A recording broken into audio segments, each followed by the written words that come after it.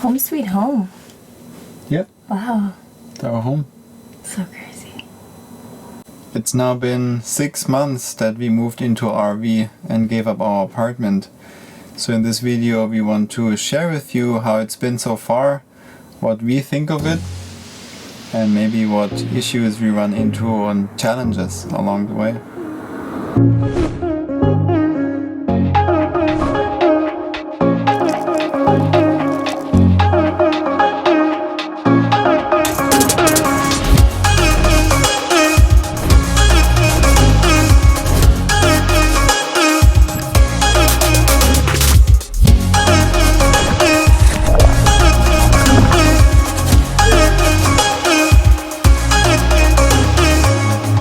God, you're so funny. Cheers. Cheers. So we still come home every day and feel like we're walking into an Airbnb experience.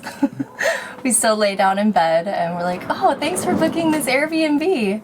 Because it just feels like so special. It still feels really unique and it just has this little spark of extra love that is just so perfect for us right now. It's one of probably the very few ways that we're surviving living in the matrix of the Silicon Valley is by stepping into this home every night and being able to have the curtains closed and just take a couple deep breaths, and you can almost just imagine that you're somewhere else. And it feels really good just to create our own little reality of love and awesomeness in this little RV Airbnb experience.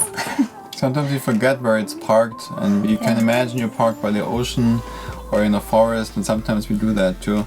But oftentimes we're just parked on a street, but then we open the curtains and we're like, oh yeah, we're parked here. Because you're kind of in your own world. It feels really nice. Yeah, you might even notice the booth shaking a little once in a while because a big bus or a semi will drive by and then it kind of rocks the boat. Yeah. And you're sleeping too, basically all the time. Especially when you're asleep, sometimes you're like... Yeah. But we've gotten used to it. It actually hasn't bothered us. It's fine. At all. So the leaf blowers, though, they'll come around once in a while and blow the leaves, and that's just annoying because they're blowing leaves in circles, and then it's really unnecessary to blow leaves around. It's a whole other topic. For the most part, living in the RV has been absolutely incredible. We are so happy that we did it still, despite all of the, fear-based concepts and ideas that we heard from other people about why we shouldn't. We're really, really happy that we did. But a lot of the questions that we asked, we figured that we would answer them today because we don't really talk about the RV all that often, sometimes on our Instagram stories here and there, but not a whole lot about life in the RV. And also a lot of our friends and people we know asked us to share more about the RV and how it's been so far and just what we do in the RV when we are inside. And so with this video, we want to kick that off and then post more about RV life and how life, just general things, day-to-day things are in the RV and how they might be a little bit different. The first thing we usually get asked is, where do you park? And if we park in a campground or RV park, or do we have to move the RV every few days or every night? Do the cops come by and knock on our door when we sleep and say, hey, you have to leave, get out of here? Do we live next to a bunch of other RVs? Are we on a road with like 30 RVs? Yeah.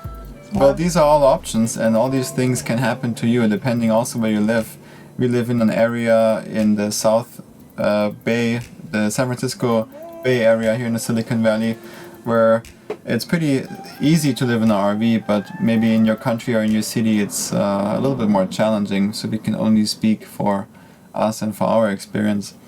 But we just park on the side of the road, so we pull over on the side, park it there, find a good spot where there's not much traffic. We also pick industrial areas. We would never park in a residential area next to single family homes or so. So we always use and park in an area where there's no people that live there, where it's only offices or factories or something like that. Mm-hmm. And it's pretty easy. I mean, just park there, and we're really lucky. We never have to move the RV, unless of course we go on a trip. But we just leave it here throughout the week, Monday through Friday, and then we take it somewhere, go on a road trip, Saturday, Sunday, come back Sunday, park it again, almost in the same spot, and then same thing for the next week. We can just leave it there. So far we didn't have any problems with police coming by, or anyone complaining, or anyone being loud at night, disturbing us. We're also very quiet. We want to respect everyone else, although there's really nothing going on here in the street. It's completely empty at night, so we're also not disturbing anyone, but we just want to respect everyone around us, especially when we're traveling and we park somewhere on some parking lot of some industrial, what is it, like a grocery shop or so. Some of them, like Cospe or Walmart, they allow it. You can just pull up and park there. Some do, some don't. And REI. And REI. So there's a whole different thing we can talk about in another video, how you find parking and everything for your RV. There's some cool apps out there, 2019 style. Another question we get often is, where do we dump our shit? Literally. So there's two places that we go to in the Bay Area. One is up in Redwood City, the other down in Gilroy. So they're both like a half hour away. It's not ideal because it's a little bit of a trek both directions, but usually we go out of town on the weekends or every other weekend, and so we'll either go north or south, and either way we'll hit one of those. It takes I don't know, 20 minutes or so to do the whole process of dumping. While we're there doing the dump, we usually refill water and we refill propane, so we kind of just get one-stop shop, everything done at once, and it costs between $5 and $25 each time, and we do it 1 to 2 weeks or so a month. So it's relatively cheap, less than $100, $50 even, to get all of that done every month. So the most expensive expense that we have is gas, and yeah, that engine takes a lot of gas, especially if you're traveling a lot. If you're considering traveling full-time or on every weekend, it's quite a lot of costs for gas. Yeah. So definitely helps to find some good gas stations, because it really adds up. Yep. And that kind of leads into the third question, is how much does it cost? So we've got the $50 for propane and dump a month. Water is free to fill up, $200 to $300 on gas, and then about $150, $200 for renter's insurance, which includes everything. It's kind of like car insurance, but it's for RVs, full-time RVs. So, and that's $200. So our complete total expenses for the month, not including food or health insurance or like things outside of that, dental, chiropractic, all of that, is the RV alone is about $500 to $700 a month. So that's a really big difference to compare to rent here in this area. So we can save a lot of the money that we used to pay from rent now goes into savings for upcoming travels. We do have a full kitchen here in the RV, and also oven, a fridge, a freezer, a microwave, a stove, like everything. We could do full-on gourmet cooking, and I would do 10-course meals for my beautiful wife. Yeah. But really what we eat usually here in the RV is not home cooked. We eat out a lot on the weekends. So during the week we usually have food at our work, and on the weekends we eat out a lot. We usually only have one meal a day, like a full meal at a restaurant or something, because we do fasting a lot and our eating window is so short. But then what we have in the RV is like the usual things, like plant-based protein powder, protein bars and nuts and oats, and just things that we can just keep in the shelf for a long time. Yeah. It also doesn't go bad. We don't have any milk or any drinks or anything in there. Our fridge is really empty. There's a few avocados in there, some fruit, maybe some vegetables that we eat soon. Hummus or something, yeah, but really nothing that needs to be eaten in like a day or so, otherwise it goes bad. So basically stuff that we can keep there a lot. Of course, lots of coffee, peanut butter or different nut butters that we eat, but we keep it very simple. Our diet has always been very simple. When we had the apartment, we cooked a lot more. Also very simple, straightforward meals, and now like we just continue with this and just keep everything very simple. So you also don't want to cook a lot since everything is white in here too. We don't want to have the smell in here if we cook any food, and we also don't want any oils or so, because if you're cooking a lot, you know, you get the oil stains or so in your furniture or something. And we don't want any of that. We want to keep everything clean and tidy. Which makes it sound like we're starving ourselves by not eating in order to keep the place clean, but it's really not the case. We even with our fasting cycle, currently we're at a 4-hour window of eating and a 20-hour of no eating. So 4 hours is enough for us to eat around lunchtime, when the sun is in the middle and the most hot, so it's good for our digestive system. And then after that, like 2, 3, 4 o'clock, we're not eating anymore. So it's actually nice. We come home into the RV after teaching yoga or after work, and we just have a hot cup of tea to close off the night, and it's also frees up a lot of our time. And saves a ton of money. Fasting is a whole other video that we'll get into later, but basically when people ask us, what do you cook every night for dinner? The answer is, we fucking don't. We don't cook. We really eat super simple. To stay connected to all of you, upload videos. We use mostly our Wi-Fi in coffee shops or at our work, but when we are in the RV, we just have our phones. That's enough for browsing the internet, maybe watching videos, listening to online music, Instagram, and messaging and everything. We just use our phone. We also hotspot from our phone and connect our laptops to it.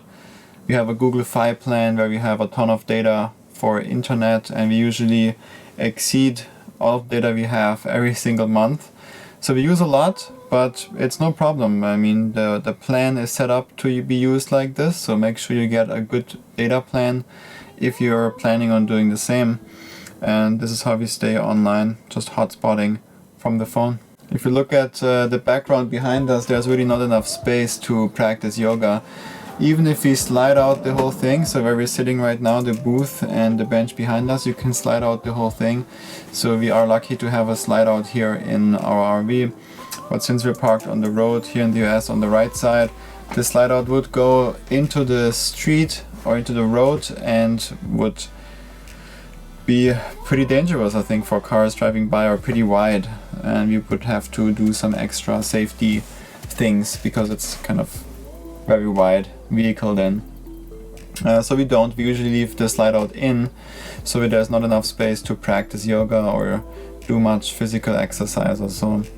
So we usually go to a local gym, just a fitness gym that has a group fitness room, like a yoga room, just hardwood floor.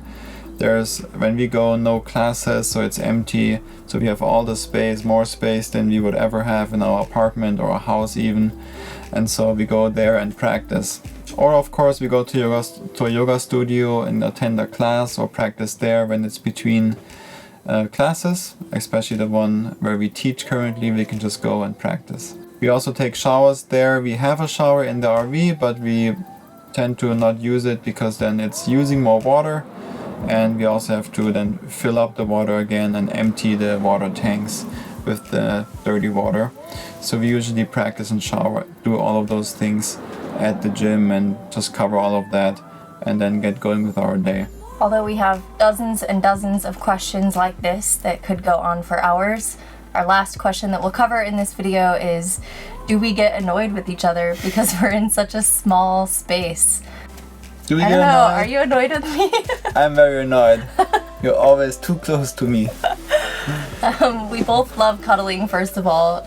Thank goodness. Oh you my can gosh. see, I mean, we could sit further apart, but Feels weird, I don't like it. so much space. I know.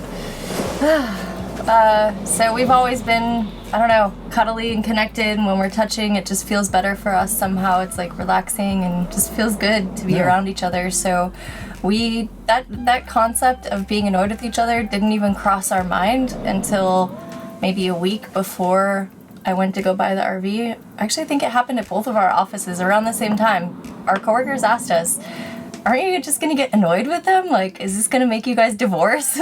Because you're in such a small space. Like, I would need space from my husband. Like, there's no way I could do that. Or, yeah, a lot of the idea that it's just too small, and also kind of in a passive aggressive way, being like, you're both really tall, like, have you really thought it through? Like, you're both kind of, you know, big people, is this gonna be okay? And it's almost like laughable. Like, I shake my head, and to some degree it almost makes me feel sad that it is sad that they can't be around their partner that closely for that long. It's like, to us, it's like the best thing in the world to like hang out every day. Like, we're each other's best friend, and it's amazing. So this doesn't feel small at all. When we walk past each other, it's not like we're annoyed that we have to open the bathroom door and wait for the other person to pass, and then you're like, oh, you know, this and this. Like, I don't know. You open the bathroom door and you wait, and then they walk by, and you're excited to run your hand on their back or give them a little extra love because they're right next to you. So if anything, it's actually maybe even increased our love and affection towards each other, because we are in such a small, tiny little space that we have the opportunity to pour a little more love on each other. So it's kind of worked in the opposite way. We're absolutely not annoyed with each other. If anything, it's just gotten better. We just love being close to each other, and there's never been a point where we got annoyed. It somehow flows and works really well, and like we said, it's not even something we thought about that it could be an issue. I think in general, if this is a problem in the relationship, to be close to your partner or be together for a long time and hang out for a long time and you get annoyed, I think there is something wrong on a deeper level in the relationship itself, because we believe it shouldn't be like this, and it's not normal, and your partner, you know, should be so excited to be around. Like, I'm just so excited to hang out with my best friend all the time. That's what I would like to do. So the 10-12 hours we are apart during the week when we are at work are sometimes challenging. And then we're super excited to be in this tiny space, so she can't escape. And I know exactly where you are. I can always see you and find you. Yeah. It's just great. It's just great. He can just run full steam ahead and just plow me into the bed. It's awesome. Yeah. Oh, we still do those leap hugs at home. So yeah. Just gotta be comfortable with your partner, and once you're comfortable with your partner in a bigger space, you will also have no problems being in an RV. Maybe if you're considering moving into an RV and you're not sure, try out going on a camping trip or so. It's a little bit more extreme because you have even less space, but take like a bigger tent where you can also sit inside or stand and make food inside the tent.